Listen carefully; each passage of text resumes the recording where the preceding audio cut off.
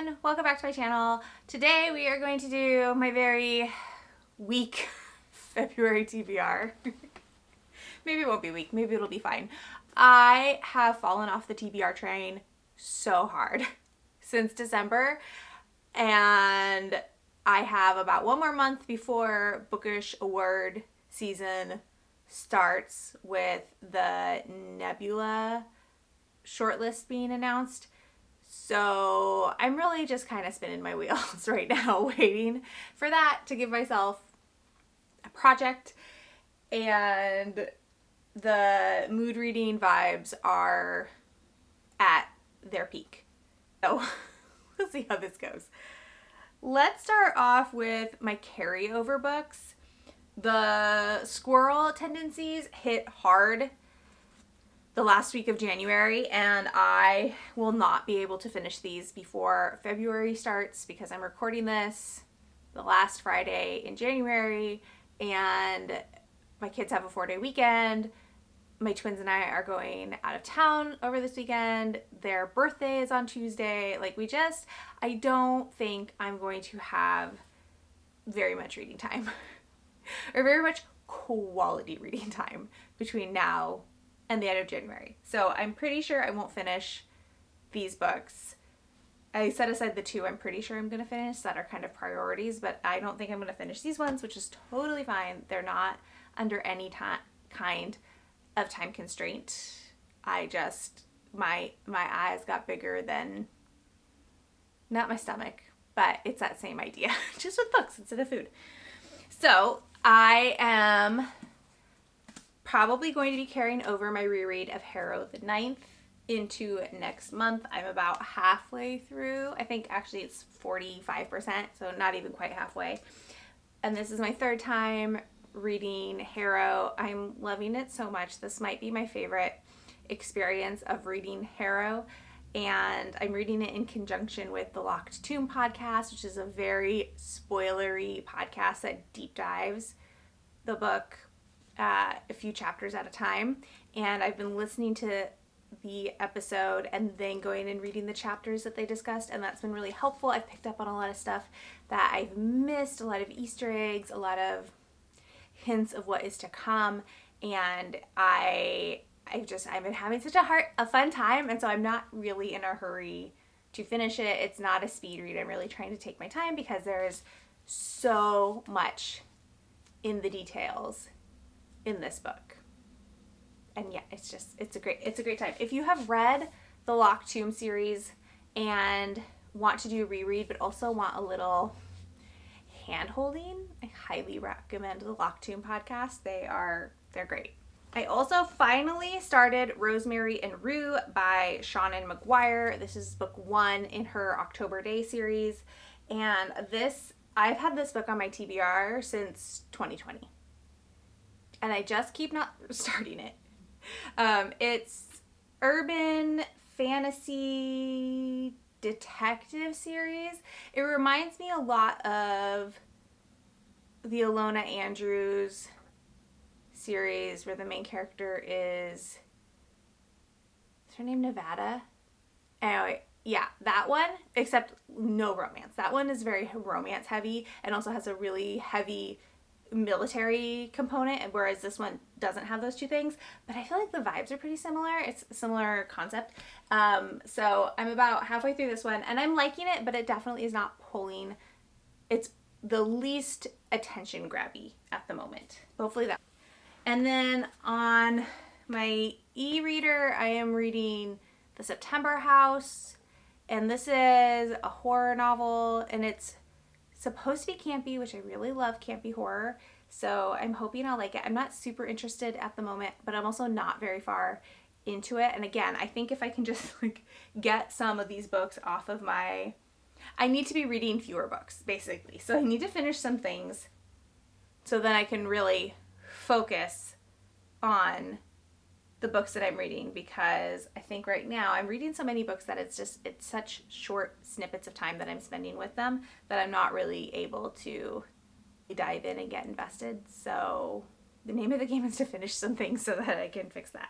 All right, now on to the actual TBR. Let's do reading challenges slash book clubs first. I'm only going to do one book club this month because I ended up DNFing book one for the series that's being read along in one of the book clubs. For the Literary Dead book club for February, it's out. The pick is Out There Screaming, edited by Jordan Peele, and I've read that already, so I'm ahead of the game, which is nice. And then the other book clubs I'm doing is Betty's Pages, which is an indie book club, an indie bookstore in Illinois, I believe. Their owner does a virtual book club, and I just found out about it this year. So I'm retroactively doing last year's book club as well as doing this current year's book club. And she does a different theme for each year, and last year's theme was Ronald Reagan Ruins Everything, and then this year's theme is Taylor's version. And so she picks books for each month along that theme, and she picks adult titles, YA, middle grade, and children's books. And so I kind of look through what all the choices are for each month and all the different age ranges, and then pick the one that I am the most interested in reading. For last year's, that's already completed, I'm going to be reading Hey Kiddo, which is a graphic novel book, a YA graphic novel book that I have only heard good reviews for. I've seen it everywhere. I've always been meaning to pick it up. I know it deals with some heavier themes, so I've been a little reluctant, but it's the only one from this list that I either haven't already read or that I'm interested in reading, so that's fine. And then for this year's, which is the Taylor's version, I think, okay, there's a couple choices. I think what I'm going to read is These Violent Delights by Khloe Gong, which is a YA historical fantasy. I have been wanting to try Khloe Gong for a very long time. I'm really interested. Like, all of her books, when I hear the premise, sound really interesting. I've been wanting to read her for a long time. So I think I'm going to use this as my excuse to read her because I think it sounds, I think I could really like her. I could also not, who knows, but I'm hopeful. I'm hopeful I'll like her. The book club that I'm participating in this month is the Bujo Book Buddies book club, which is a Discord book club, and they picked Butcher and Blackbird by Bryn Weaver for February, and I have been circling this book so hard since December. I am so interested in it. It's a contemporary romance about two serial killers who fall in love, but they're like good serial killers because they only kill bad people. I think it's gonna be 5 stars. I think I'm gonna love it. Riley read this last year, at the end of last year, and raved about it, and it's given maybe too high of expectations that I will also love it, but I'm really hopeful I'm gonna love it. Oh, and one more reading challenge. I'm doing Kayla's buzzword reading challenge for the first time, and I know you don't have to read the prompt in the month that it's for, but I'm choosing to do that anyways just to give myself some stability in these early months of the year when I'm kind of struggling to have any kind of structure to my reading. And the buzzword for February is positive happy words. And look, I don't have any books with happy words in the titles on my unread TBR. Like, none. So I was looking through my Libro FM to see if I had any, and I had quite a few options, and I'm a little overwhelmed by all the possibilities. So I'm going to give you the possibilities, and then I need you to go into the comments and tell me which one I should read for February. So our choices are Shark Heart, which 2 of my friends have given this 5 stars. I know not everybody loves it, but like I feel like maybe I could love it. Her Good Side, which is YA romance, and I've read Rebecca Weatherspoon's adult romance and have really liked it. Making Love with the Land, which I think is nonfiction, but I've wanted to read this author for a while and just haven't gotten to him yet. Love and Other Disasters, which I know is also kind of beloved contemporary romance. Bittersweet, which is also nonfiction. Honey Girl, which I think is romance. and You Look Like a Thing and I Love You, which is nonfiction about AI. Which could be fun or it could be terrifying. You know, it could go both ways. So those are the options. Go into the comments. Let me know what you think, which one I should read, because that would be very helpful, because the decision fatigue is definitely being a problem. Just why having a TBR I think is helpful for me.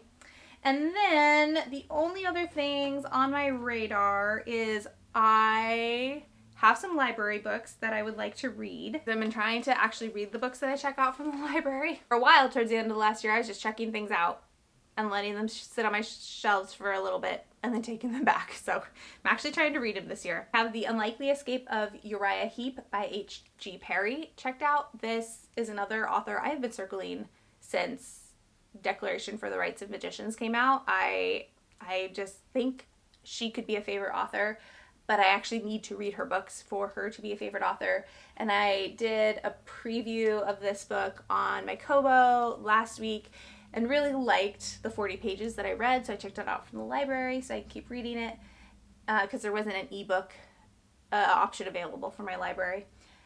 And this so far gave me the Air Affair by Jasper Fforde vibes, because it's got a character who can bring book characters out into the real world. And so Uriah Heep, who's a villain from a Dickens novel, gets brought into our world, and then the main character, I'm assuming, is going to have to find Uriah Heep and put him back in his book. I don't know for sure. That's what I think. I liked her writing style in the little bit that I read. I think I could really love her. And then if you watched my snowy day reading vlog, or snowy weekend reading vlog that I posted last week, we went to the bookstore in that vlog and I showed a book that I very much regretted not buying, and so I got it from the library, and it's called Dolls of Our Lives: Why We Can't Quit American Girl. I was such a hard American Girl stan when I was a kid, and I absolutely love them. I never had one because they are expensive, but I loved them. I got the catalog, I read the books. I was super into the whole franchise. Is American Girl franchise? Company? I don't know. I was their target demographic, so I was a big fan. So I'm really excited to read this nonfiction book about American Girls, especially since I've been really trying to be consistent with my nonfiction reading for this year. And so it helps to have a book in the house that I'm really excited to pick up. And it's not very chunky. I think it'll be an easy read. And then I have some video plans for February. I've been trying to do better about planning my content out a little bit more and not flying by the seat of my pants all the time when it comes to content. So I would like to start a bi-monthly series where I finish some of the series that I have that I'm close to being done with or in the middle of, and I'm going to start that off in February with finishing out the London Celebrities series by Lucy Parker. I only have one book left in the series, and it is Headliners. This is a contemporary romance series that is centered around the West End theater district and a variety of people that work in the theater. They're all varying levels of rivals to lovers, which I think Lucy Parker is really good at. These are genuine rom-coms where they are actually funny and romantic. And I always laugh out loud when I'm reading her books. I have such a good time with her. I love her sense of humor. I love her characters. And I've been reading the series so slow because I'll be so sad when I'm all caught up. So this is the final book about two newscasters who have been secondary characters in various books, and I love this cover. This is my favorite cover of the whole series. I just think this couple is absolutely darling together, and they are a real couple in real life, which I think is fantastic. More couples on the covers of romance novels, because every time we get it, I love it. There's a Melissa Cole book where the couple on the cover is a couple in real life, and I just love it so much. And I'm also going to be doing a random number generator chooses my TBR, and that's going to be using the video I did a couple weeks ago where I went through every single book on my unread TBR. I am also going to do reading the lowest rated book on my TBR and the highest rated book on my TBR video. And that was interesting to figure out because Storycraft doesn't let you sort by rating. So it made me grateful that I only have 80 something books on my unread TBR, not like 300, because that would have been a process. I probably wouldn't have done it if I had been in the situation. And I think that's, oh yeah, and then I have a try a chapter video that I'm currently in the middle of. And then I would also like to do a 5-star prediction video and then read one of those books, because I have 4 or 5 books that I heard about last year that I've been really wanting to read because I think I'll really like them, but I've been putting it off because I'm also worried that I won't like them. But anyways, so yeah, those are all the plans for February. I feel like it's a little scattered. I have a lot of options. We'll see if I get any of them accomplished, but I have been having a good time reading so far. Not a lot of 5 stars, but I've been having a good time. I have had 4 5 stars so far this year. However, they've almost all been nonfiction. So fiction isn't doing great for me at the moment. I'm having a good time. I haven't read anything that I haven't liked because I've also been utilizing that DNF option effectively, I think. But I have not found any fiction books that are new favorites, which is fine because it's been good vibes. It's been fun times, but I would like to, I'd like to have at least one book a month that I can obsess over. And I guess for January, Harrow is fulfilling that, but Harrow is also a reread. So it's always going to be a favorite. But anyways, that's a side tangent that I can talk about another time. So we're going to wrap up this video. If you made it to the end, thank you so much for watching. Again, remember to go down, tell me which audiobook you think I should pick for the Buzzword reading challenge. And if you want to leave a comment but you don't have anything to say, let's do a girl emoji. What are the girl emojis? And yeah, like if you liked it, subscribe if you want to see more, and I will talk to you all in the next one. Bye!